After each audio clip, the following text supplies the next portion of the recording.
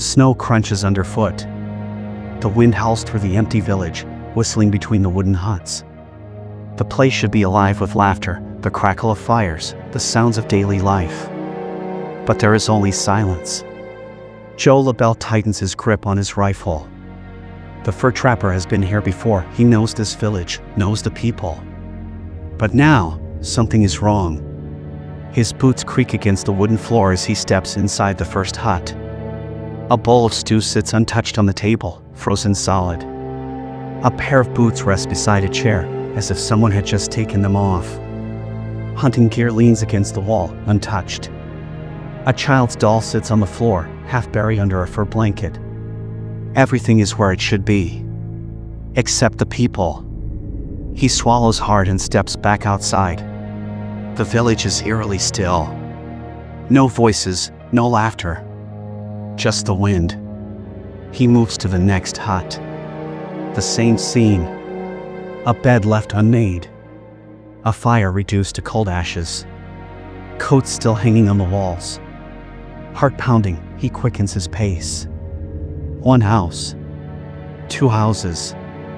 5. The entire village is abandoned. It's as if the people had stood up in the middle of their daily routine and walked away, never looking back. Then, in the distance, he sees something that chills his blood. A row of sled dogs, still harnessed, buried under the snow. Their bodies stiff, their eyes frozen open. LaBelle crouches beside them. He brushes the snow off one of the dogs, its ribs visible beneath its thick fur. They starve to death, still tied in place. No one had freed them. No one had returned for them.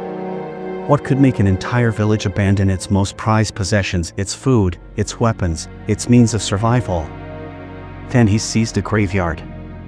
Snow drifts over the rows of graves, but something is wrong. The graves have been dug up. The earth, frozen and stiff, has been disturbed. The bodies are gone. LaBelle stumbles back, heart hammering in his chest. He doesn't wait to investigate further. He turns and runs. Hours later, breathless and frostbitten, he bursts into a telegraph office and reports what he has seen. The Royal Canadian Mounted Police set out immediately, their sleds cutting through the icy landscape, determined to uncover the truth. Days later, they arrive at the village. It is exactly as LaBelle described. Empty huts. Frozen meals. Abandoned weapons. Dead dogs still tied to their posts. No footprints. No signs of a struggle. Just an empty village, frozen in time. Then come the stories.